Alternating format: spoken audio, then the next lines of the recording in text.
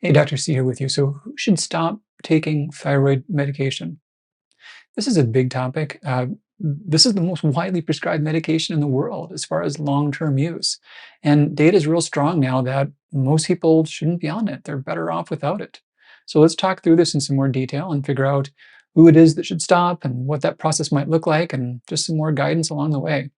So for starters, what do I mean by quit, by stopping? Well, for some, it means just that. It means they could go without. They could reach a point where they take none and do just fine. For others, it means just taking no more than needed. And either way is a win. I've over the years worked with a lot of folks who have gone through this process. Many I've been personally a prescriber for them.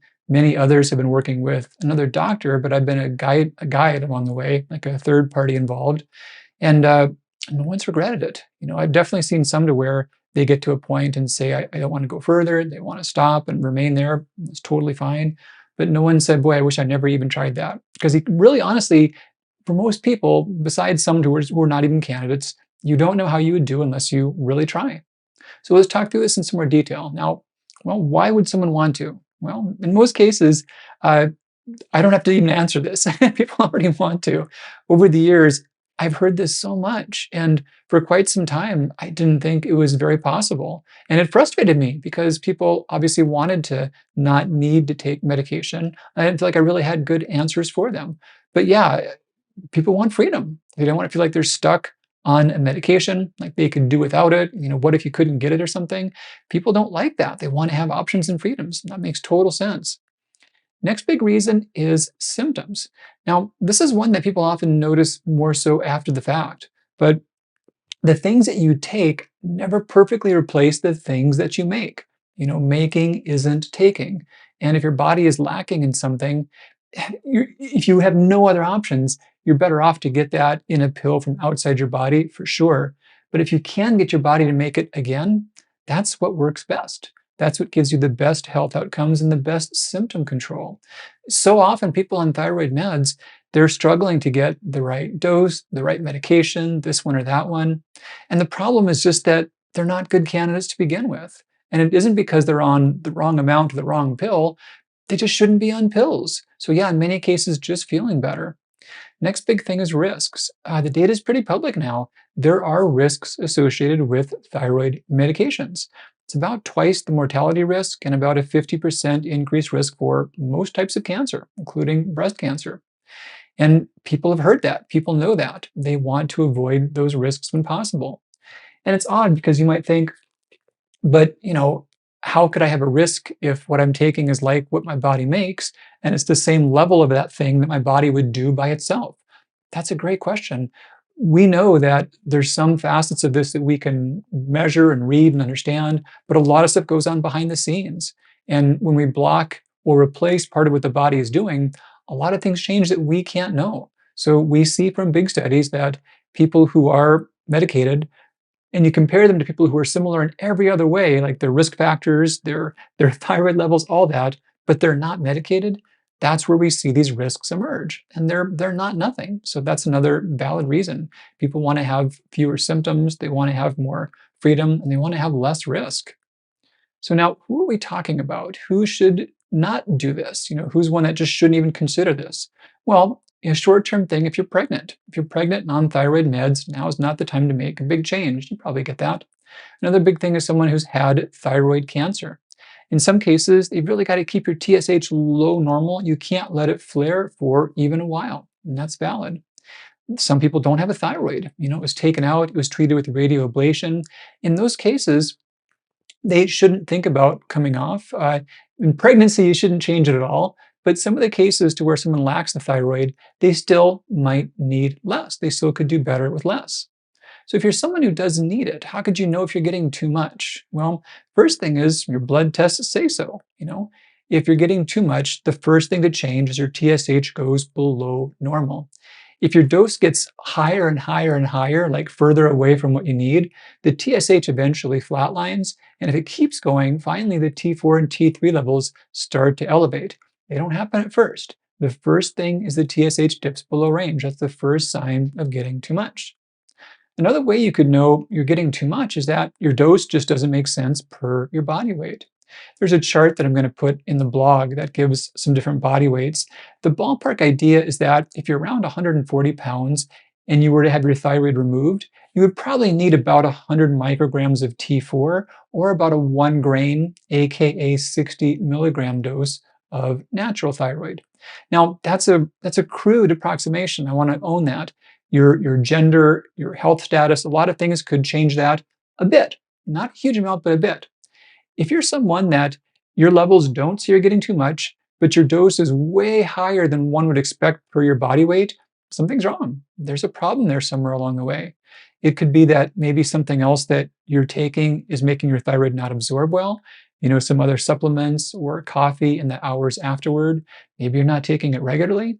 Maybe the inactive ingredients are not compatible with your system. Maybe your gut is off in some way. Maybe your medication's not being made right currently. Those are all possible, but something is not right. So who can usually reduce the dose? Who can get by on less? Well, most people. Studies suggest that about 84% of people on thyroid medication can take less and do fine, meaning not have symptoms and not have their blood levels go in the wrong direction. They can stay perfectly healthy. Now, 84% is pretty good, but for most people, the odds are even better. And here's why. That 84% number, number one, it comes from studies that include a lot of people who had pretty severe hypothyroidism. They're actually really rare, but there were many of them in those studies from which that 84% number came from. The other reason was that in those studies, they generally didn't do much of anything to help people get their thyroid function back. They just had them taper their meds. There's a lot of things you can do to help. That's why you're here. You've seen a lot of experts talk about good things, and there's a lot of valid approaches that are useful. So if you're someone to where your thyroid wasn't completely shut down and you're taking care of yourself, your odds are only going to be better than that. So that's about lowering. So then what about coming off altogether? Well, those same studies, remember those 84% studies, they showed that about half of those people could come off completely. Fine, no meds, healthy levels, no symptoms whatsoever. Again, there was a lot of folks that had really bad thyroid disease going into it, and they didn't do a lot of complicated things to improve their health, but those were still the stats. I've got another blog. In this blog, I'm going to put a link that talks about that. If you Google Alan Christianson deprescribing, you'll find it, but it talks about those studies. I kind of went through them in a lot of detail and shared references and citations. So that's there for you if you need that. But yeah, many who were put on thyroid medication were put on it for reasons that we now know they wouldn't need it long term or even short term. Maybe they had Hashimoto's, like positive antibodies. Maybe their thyroid was low normal. Maybe they had some thyroid symptoms. Their T3 were low. These are things that can all be significant. I'm not going to deny that they can be relevant in some settings. They can be important. They should be taken care of in some way. But they're not things that typically do well with thyroid meds. And if that's a reason someone was put on thyroid meds, they're a good candidate to not need them long term. So how is it possible that if you're someone who were in a category that did need the meds, how could that be that you needed them and now you don't? Well, this is kind of a fun topic and often surprises people. Thyroid disease often gets better on its own. I had a case like this just a few weeks ago. It was a case, well, a funny thing, it was a neighbor who just asked about her daughter. Her daughter had very severely abnormal thyroid levels, and she actually was a pretty healthy gal, didn't have a lot of symptoms that went along with that. Her medical team was worked up and ready to do a lot of extensive procedures and further tests. I encouraged her to do nothing but retest within a couple of weeks. She did. Everything was fine. There was nothing abnormal. 40% of the time, people that have abnormal thyroid levels have perfectly healthy thyroid levels if they do nothing but retest in a few weeks or a few months. Nothing at all. So yeah, in many cases, the body just rights itself. But so many people, even if they did have a problem bad enough to go on meds, they were just put on meds straight away. They weren't given a chance to see if this was a real thing or if this was just a fluke of a single reading. So that's one big reason. Now, the other consideration is that the taper process can be therapeutic. You can actually give your thyroid a kick in the seat of its pants, so to speak. So yeah, what happens when you're tapering is that your TSH levels get higher for a little while. And that stimulates your thyroid stimulating hormone. Your thyroid does more work And if it's able to, if it's had a chance to catch up, it comes back online again. Think about cases like that to where the thyroid meds are kind of like a cast. You wear them when your foot is broken, you wear that for a while, but if you wear it forever, your foot's not going to heal. You'll be stuck in that cast long term. If you take the cast off, it may feel odd for a while. You might be kind of gimpy on that foot, but that's what's going to help the foot get better again. It needs that gentle challenge. And for some people, that's the same story with thyroid meds and the whole taper process. All right, so if you're with me so far, what's the catch? What's the risk? Yeah, so here's the thing, you may not feel well during the process. That's the biggest risk. And this is something you don't do flying solo. You want someone with you who's, your prescriber's got to be in the loop. You want someone who's ideally overseen people through the process and trained in the de-prescribing process. They can help you make sense out of what happens along the way. But yeah, what happens is your thyroid gets goosed by the TSH, it gets stimulated, and after that, it comes back up again, it starts working. But there may be a lag. There may be a window of time in which there's less medicine to replace what your thyroid was making, and the thyroid hasn't yet stepped up to the plate. And during that lag, you may not feel well. It's entirely possible to have some symptoms. And what would those be? For most people, it's kind of vague, fatigue, brain fog type things. Some can see symptoms, though, that are like they had when their thyroid was slow before, if they had bad thyroid function before going on medication. You know, and oddly enough, sometimes those very same symptoms get better as they move through the de-prescribing process, like better even when they were on meds. So here's one scenario like that. So Jane, obviously a made-up name, not that it's a bad name, but I'm just making it up right now. So let's say that Jane was wiped out before going on thyroid meds. She had overt hypothyroidism. It was indicated to have her go on medication. And at the time, her energy levels were like 5 out of 10. Like she only had like half capacity. Often in the case, meds help, but not completely. So she got back up to 7 or 8 with the meds. Before disease, though, she was 9 or 10. She was an energetic gal that did stuff and felt well. During the taper, her energy dropped down to 4 or 5. It was worse than before, than going on medication, or about like it was before going on. But then after it was over, she was back to 9 or 10 again, like better than she was well on medication. Again, in many cases, the taper can be part of your thyroid jumpstarting when it's ready to go. So if you may not feel well during the process because your thyroid takes more time, couldn't you just go more slowly? You can. There's no rate that's too slow. There's no mandatory protocols. Most of the studies use a 2-month protocol for the taper process. And that's how I usually work. I suggest that. Now, why would it not be better just to go as slow as possible? Again, you can. The drawback for some people, though, I've seen some to where slow tapers, every time they try to go down, they have symptoms that just don't go away. But those same people, if they revisit it and tried at a more typical time frame, they did better. Now, why would that be? Well, this is back to the TSH. If your thyroid levels do dip, if what's there is now lower to a large enough degree, your body registers that and more strongly stimulates your thyroid. If it's too slow, your thyroid may not be stimulated enough to come back online again. So I've seen that happen. I've seen a lot of folks do fine on a slow taper, but I have seen some people where they do better on a more typical 2-month time frame. So how often do symptoms show up? How bad are they? What does someone do if they get symptoms? Yeah, again, you're not flying solo. You want your prescriber in the loop, and you want a guide. You want someone who's walked people through this before. In these scenarios, the studies have shown that it kind of plays out third, a third, a third. And again, in these studies, people aren't doing a lot of healthy things necessarily, so I think this is like worst case scenario. Now, 1/3 has really bad symptoms. They're tapering and they say, hey, I feel like crap. I don't want to do this. I want to throw in the towel and quit. And they can. Anyone who's tapering needs to know that they can quit any point in time. And quitting can mean, stepping down and saying, hey, I'm not going to go past this step. I'm going to stay right there. That's fine. Or it can mean going back a step, or it can mean going back all the way. It's all okay. It's all your option.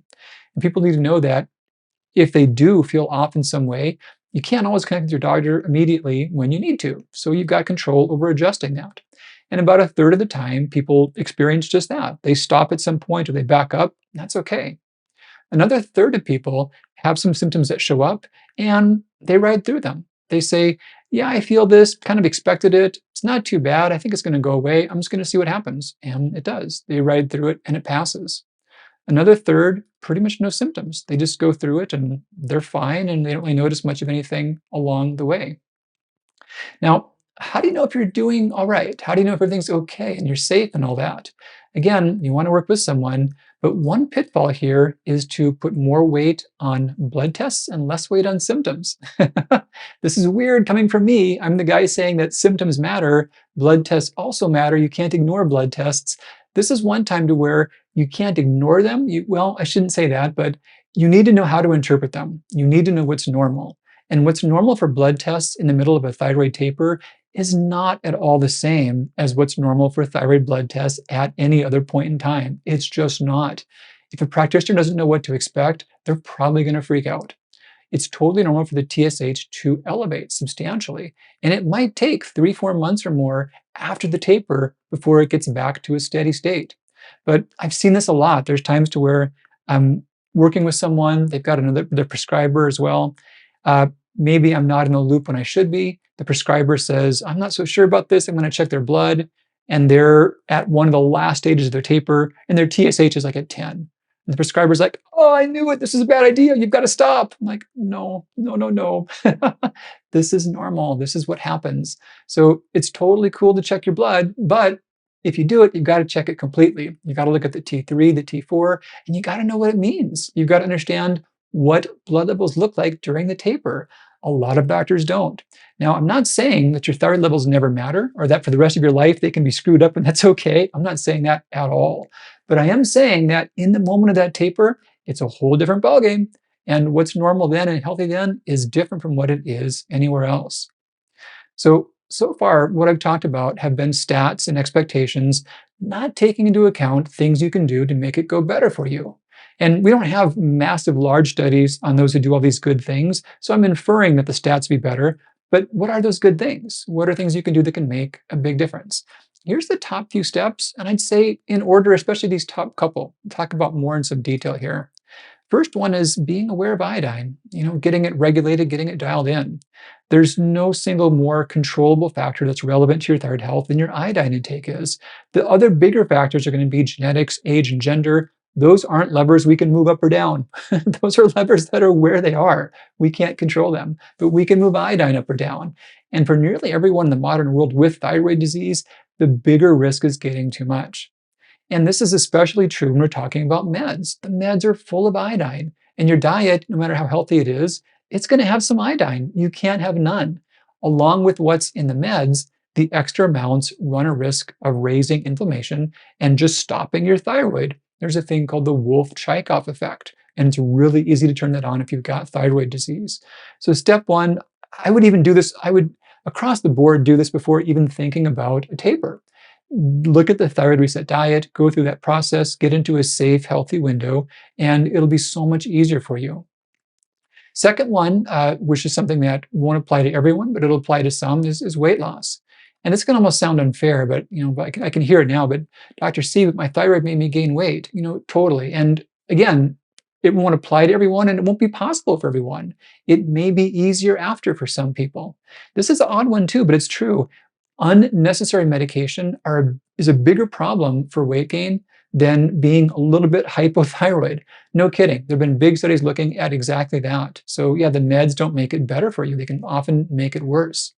Now, if you've not already, look at the Metabolism Reset Diet. That was my best effort to say, here's a way to lose weight if you've got thyroid disease. It's a short-term process, 28 days, you're in and done.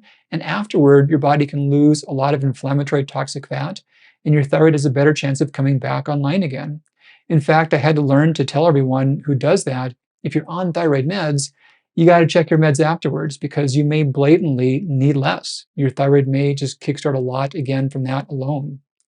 Next up would be supplements. This is an opportunity two ways, one of which is avoid those that are counterproductive. The biggest thing there is iodine.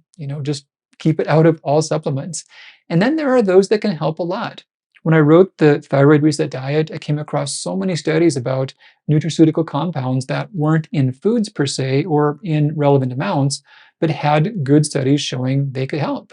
And that inspired the whole line of thyroid-specific formulations.